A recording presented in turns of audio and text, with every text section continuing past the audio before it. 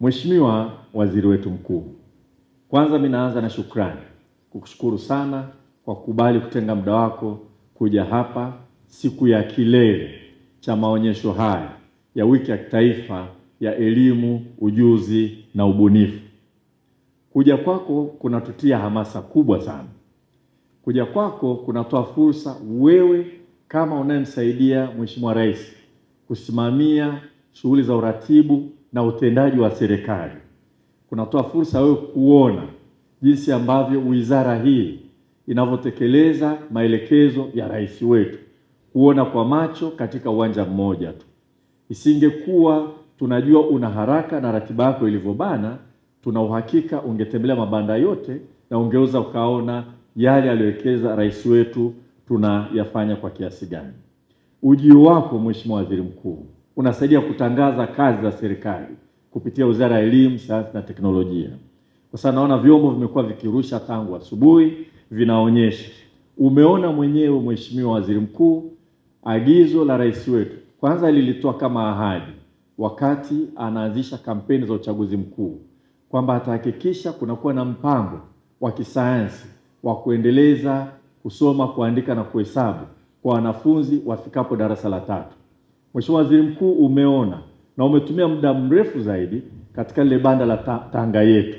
Ni utekelezaji wa maagizo ya rais wetu kwa kuangalia mbinu mbalimbali, kutafuta wadau mbalimbali katika hatua ambayo kama ulivyofurahishwa ulivyoona pale, tutahakikisha kwamba tunaieneza nchi nzima, ili ahadi ya rais wetu wakati wa kampeni isiwe ni mpango tu ambao ulizinduliwa na aliuzindua mwenyewe, lakini uwe ni mpango ambao unatekelezwa. Itakafika 2030 tutakuwa tumekamilisha yale maelekezo yake. Kwa hiyo unapokuja hapa Mheshimiwa Waziri Mkuu, unatusaidia kuwatangazia Watanzania, wanakuona na wanajua nini serikali inatekeleza.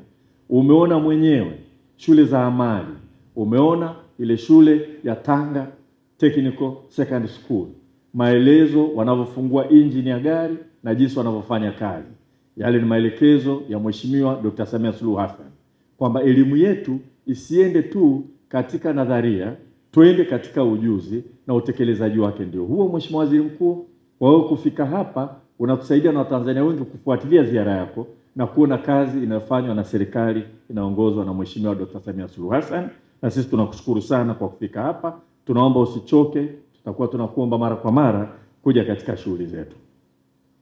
Mimi naomba tena nitoe shukrani za pekee kwa mkoa wa Tanga Mheshimiwa Waziri Mkuu kwa kazi kubwa na mapokezi mazuri sana na usimamizi wa karibu sana. Na Mheshimiwa Mkuu wa Mkoa, ulisifiwa sana na mbunge wetu, Mheshimiwa mwenyekiti wetu Sekiboko, na sisi tumeona mafanikio makubwa hapa ni wewe na timu ya Tanga yote.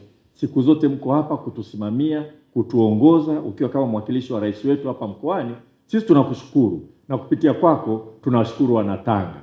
Mimi nahisi tutajadili maelekezo utapewa na Waziri Mkuu pengine hapa au baadaye, maombi aliyotoa Mheshimiwa Sekiboko, lakini kwamba Tanga huji leo kaondoka leo,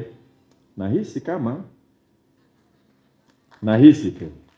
Lakini kwa sababu tutafanya tathmini, tutajua cha kufanya na tutaenda kuongea na waziri wetu mkuu. Mheshimiwa Waziri Mkuu, naomba nieleze kidogo historia ya maonyesho haya ya wiki ya elimu, ujuzi na ubunifu.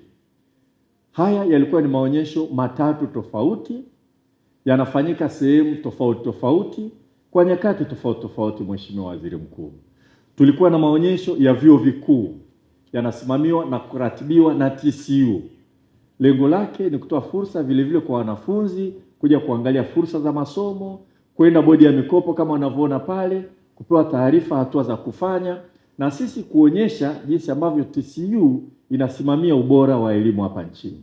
Kwa mfano Mheshimiwa Waziri Mkuu, tunapoenda hospitali kutibiwa, ukatibiwa vizuri na madaktari, ujue kuna TCU inasimamia utoaji wa elimu, ikiwa ni pamoja na elimu ya afya na tiba, kuhakikisha kwamba hatushuki kwenye viwango vya kimataifa.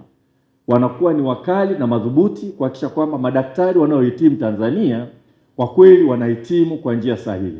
Sisi kama watendaji wa wizara tunajua kwamba TCU maamuzi yake ya jinsi ya kusimamia vyuo vya afya yanafanywa na taasisi za afya nchini, sio Wizara ya Elimu. Taasisi za afya kutoka Wizara ya Afya kutoka nchi nyingine jirani za Afrika Mashariki, wanakuja wanaangalia, kutuwekea vigezo na kusimamia standards. Kwa hiyo maonyesho haya yanasaidia vile vile kuonyesha jinsi ambavyo usimamizi wa ubora wa elimu ya juu, ikiwa ni pamoja na elimu ya tiba na elimu nyingine, unafanywa hapa nchini kuhakikisha kwamba tunatoa elimu iliyo bora. Na natoa mfano wa tiba kwa sababu daktari akikosea ndio kimoja tena unaondoka. Sio mahali pa kubahatisha. Kwa hiyo wanapokuwa wakali kwenye kusimamia hilo, Watanzania naamini wataelewa vizuri, na sio kwamba TCU pana madaktari pale. Wanaenda kwenye Tanganyika Medical School, wanaenda kwa mganga mkuu wa serikali na wataalamu wengine ndio wanawapa vigezo kwamba ufundishaji wa elimu ya afya unakwendaje. Wanabana sekta binafsi hata sekta ya umma. Hata chuo kimoja cha umma kilikuja kuniambia waambie TCU walegeze kidogo, nikawaambia ni vigumu mimi kufanya maamuzi kama hayo, tunahitaji tuwasikilize wataalamu wa afya wanasema vipi. Kwa hiyo maamuzi yetu yanaenda kwa utaalamu na weledi, na TCU inafanya kazi hiyo. Katika maonyesho walikuwa wanayafanya na wameshiriki hapa, kazi mojawapo ni kuonyesha tunavyosimamia. Ulikuwa na maonyesho ya vyuo vya ufundi, vyuo vya kati vinavyosimamiwa na NACTIVATE, vinavyotoa elimu. Na humu Mheshimiwa Waziri Mkuu, NACTIVATE inasimamia vyuo vyote vya umma na vile ambavyo sio vya umma, kuhakikisha kwamba tunafuata viwango vinavyotakiwa. Sasa hapa nitatoa mfano tofauti. Marubani. Mheshimiwa Waziri Mkuu, umetembelea National Institute of Transportation. Kule wanafundisha marubani. Haiwezekani kama chuo kinatoa elimu ya urubani waje kwangu kama waziri au katibu mkuu kusema hapa mmekuwa wakali sana, legeza kidogo. Kosa moja la rubani maana yake ni vifo kwa abiria wote. Katika hilo na lenyewe tunaenda kitaalamu na hatutalegeza, lakini tunaelekezwa na wataalamu.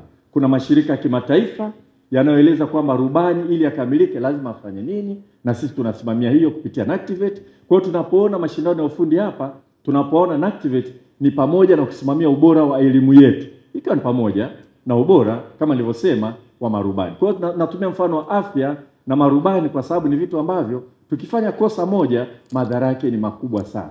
Naweza nikafanya kosa mimi nikasema ngoja niwe na huruma, halafu kumbe huruma yenyewe ni maafa kwa watu wengine. Lakini maelekezo yote yanayofanywa na NACTIVATE, yanayofanywa na TCU yanatokana na zile professional bodies zilizoko hapa nchini, zimesajiliwa, ndio wanatoa maelekezo, sio Wizara ya Elimu.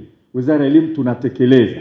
Na Wizara ya Elimu hatuwezi kubadilisha, hatuwezi kukaa mezani tukasema hebu tulegeze tu vigezo ili watu wengi wao marubani bila kuhakikisha kwamba tunafikia viwango vya kimataifa. Kuna maonyesho vile vile yalikuwa yanaitwa Makisatu, yako humu ndani, ambayo maonyesho hayo ni maonyesho ya kitaifa ya sayansi, teknolojia na ubunifu. Yanaanzia ngazi za wilaya. Tunakusanya ubunifu wote walioenda viwango vyovyote vya elimu, wanaonyesha ubunifu wao, wanashindanishwa. Wengine tumewaona hapa, na Mheshimiwa Waziri Mkuu tutakuomba leo utoe tuzo kwa wale waliofanya vizuri, kutoa fursa kwa kila Mtanzania anayedhani ana ubunifu anaotaka uonekane. Lakini COSTECH ambayo inasimamia kazi yake ni kama sisi kuliweka taifa letu katika mrengo wa kwenda kuvua, sio kula samaki tu. Kwa hiyo tunahitaji sana COSTECH iendelee kufanya kazi hiyo.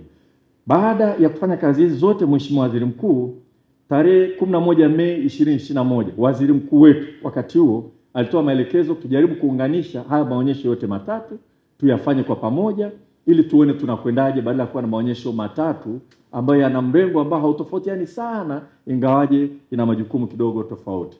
Tumetekeleza hilo Mheshimiwa Waziri Mkuu, na tulifanya maonyesho kama haya hapa Tanga mwaka 2024, lakini mwaka jana tuliacha kwa sababu ya hekaheka za uchaguzi. Sasa tumerudi tena hapa, tutafanya tathmini Mheshimiwa Waziri Mkuu jinsi tulivyounganisha hapa na mafanikio na nini tumekiona, tulete kwako kwa ajili ya maelekezo. Sisi tunaamini kwa kile ulichokiona Mheshimiwa Waziri Mkuu na ulichosikia, yako mambo mengi utatueleza, utatuelekeza leo na baada ya hapa, kwa sababu wewe ndio msaidizi wa rais katika uendeshaji wa shughuli za kila siku za serikali.